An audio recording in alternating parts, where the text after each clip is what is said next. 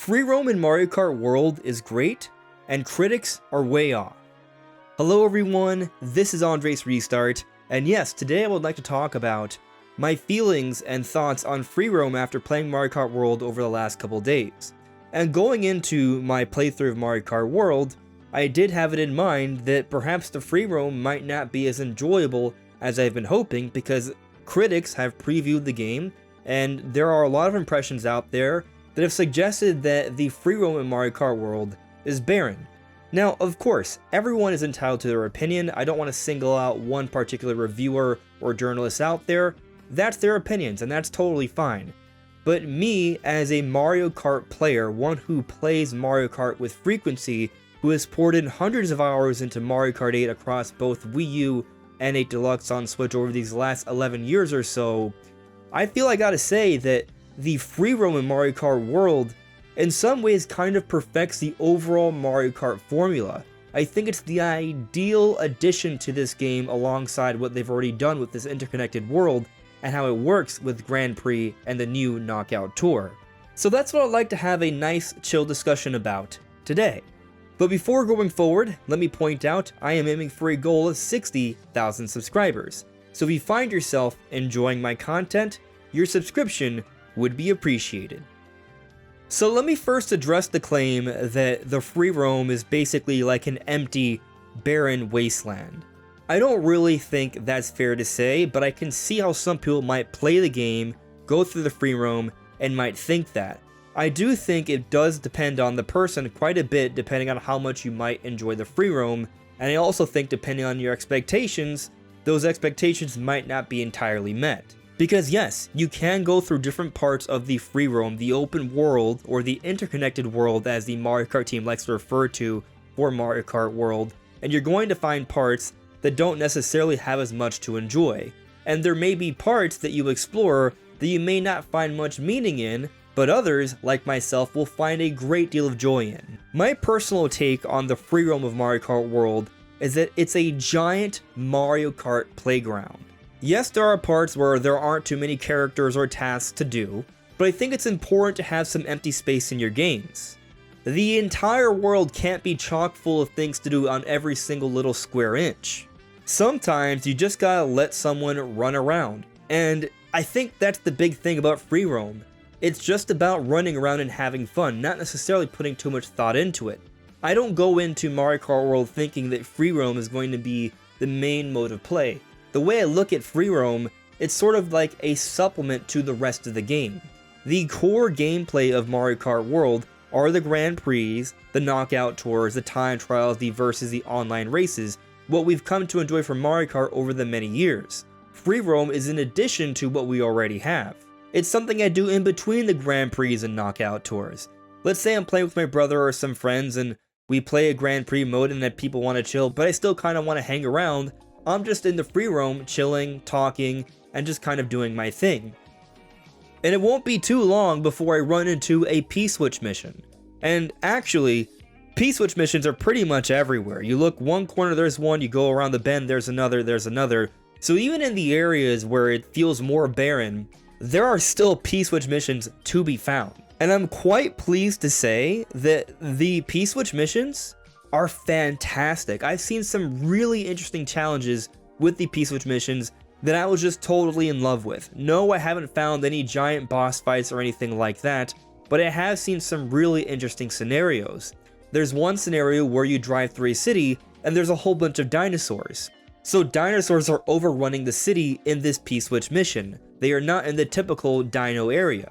Or say you go towards a particular track, in this case I'll use the example of Spaceport, and you look for what may be there. I've been wondering leading up to release if Mecha DK will be involved with some sort of mission, and spoiler alert, he is. And there's something like this with all the different big racing areas. You can run to a P-switch mission and it remixes the racing challenge, and I spent quite a bit of time racing through this and I failed many times. It took some work, it was challenging. I have found a lot of the P-switch missions to be challenging. And I would say I'm a fairly experienced Mario Kart player. Another P-switch mission that I did that I just found very interesting was where I had to drive through this parking garage and drift the entire time. At first, I found it impossible, But then I slowly learned more so on how the drifting mechanics and braking while drifting work, and I eventually mastered going through this parking garage within one fell swoop in a single drift, and it was so satisfying to do. A lot of the P-Switch missions are like this. They are challenging, but they teach you more about the game, and it's quite exhilarating. So while there are some P-Switch missions that are easier than others, there's actually a great deal of variety, and there's a lot of interesting scenarios that you can find, and some of them are quite challenging, and some others are going to teach you more about the game, which is another point I want to speak on here, and how free roam sort of helps to complete the overall Mario Kart formula. And I'm noticing this more now because there are new mechanics and subtle changes to the way Mario Kart works compared to its predecessor, especially after having played 8 for so many years. I'm so accustomed to the way that game works. Getting into this one, there is a little bit of a learning curve. Really getting a sense of all the different tracks and the intermission tracks and how we can combo in to wall riding and gliding around and rail riding and all these other little subtle different things we can do. A lot of this can be explored through the P-Switch missions and just racing around the free roam. I've had a lot of fun just racing through these different environments and these tracks in different ways in the free roam, and I've learned more about how to play this game. So even in these barren areas, I'm looking for different ways to race through. If I can ride up that wall, if I can bounce off that car onto that rail, and so on. But especially in the bigger city or track areas where there's a lot more going on, there's different things you can explore around with, play around with. It is a giant playground, and it's not just the parts where the tracks are, but everything surrounding it. There's a lot there. And that's just me kind of hanging out, having a good time, and I'm just experimenting, having fun with all the different things I can do throughout the world. And I do think there's a lot. If you enjoy racing and Mario Kart gameplay, well, the entire world is that. It's you just being able to race and doing all sorts of different things. And I think it's one of the reasons why they added Rewind, because Rewind, you can just press down the D-pad and you can go back and do all sorts of different things. Let's say you fell off or you try to do a particular trick but failed, you can rewind to go back and try it again in a different way so you can get it right. They've really set things up here so you can experiment a lot, and considering the openness of Mario Kart World and the expanded mechanics, there's a lot more to explore around and experiment with in this game compared to others. Some might question the productive purpose of the free roam, but I actually think there are multiple purposes. One purpose is to experiment around and learn the mechanics of the game. Another purpose is to get a better grip of the overall courses in this game. The courses in this game are denser with more shortcuts than ever before, but then there's also all the intermission tracks. There's a lot more to learn in this game compared to any other prior game, so racing around, exploring around, helps you learn these tracks better. And then beyond that, as you're doing all these different challenges and such, you are collecting coins, and what do coins do? They unlock more and more vehicles. And it's not just the P-Switch missions and being able to experiment around, but everything else, and there is quite a bit to that everything else. While yes, there's a lot to explore within the Grand Prix, within the Knockout Tours, there's a lot of areas that quite frankly you will not find unless you explore around the free roam. There's more to these different tracks, and there's really a lot to find here in different places to race through, which by the way, the P-Switch missions allow you to race through. It creates more racing challenges and more sort of different styles of tracks that you can explore. But even beyond that, there is more. Yes, there are the question mark plates that you can run through. Yes, there are the medallions you can collect as well. But also there are the Nabbit challenges. You can just enter a random warp pipe, find yourself inside of a building, and then all of a sudden you have to chase Nabbit around in this environment. It's its own interesting, unique challenge. Another random cool thing you can do, boarding a UFO, where you can use the homing beam to suck up a whole bunch of different things, wreaking havoc, destroying the environment, and then flying really high up to explore the skies of this world. But even beyond the Nabbit challenges, you can run around greeting different NPCs, just enjoying exploration of this beautiful Mario world, which is something personally I've always wanted. Playing prior Mario Kart games, seeing these environments, especially with Mario Kart 8 with how beautiful the tracks were, I always wanted to go beyond just the tracks themselves.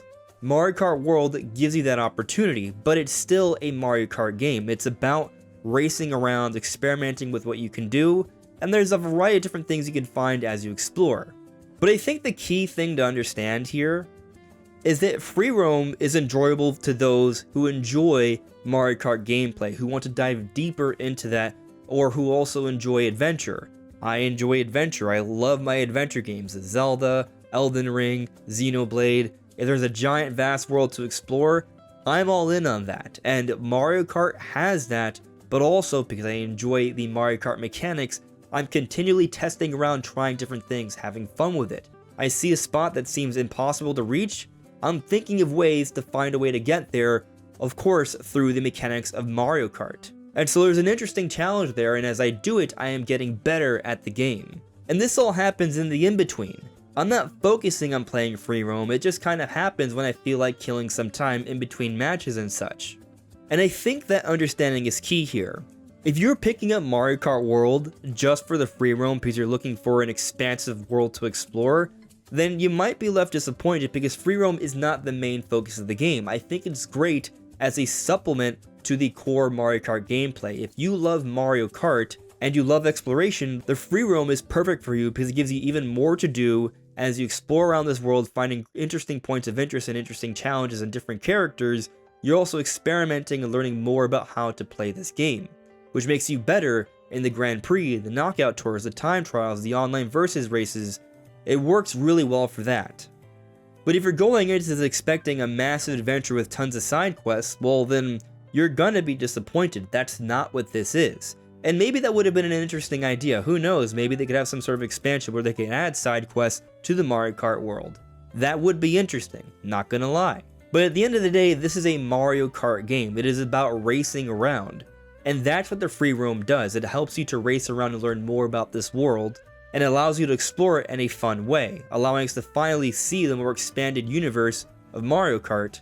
And that's what it is. If you're going over a friend's house or you're inviting people over to play together and you hand them the controller and you just tell them to run around the world, that might not work so well. The main focus of Mario Kart is still the Grand Prix, the knockout tours, and racing with different people. But if you have those appropriately set expectations, I actually think free roam is a really great complement to the rest of the Mario Kart World package. But those are my thoughts on the matter. What do you make of the free roam in Mario Kart World? Let me know in the comments below. This is AndresRestart. Thank you so much for listening and watching, and I'll see you all really soon. Take care. Bye.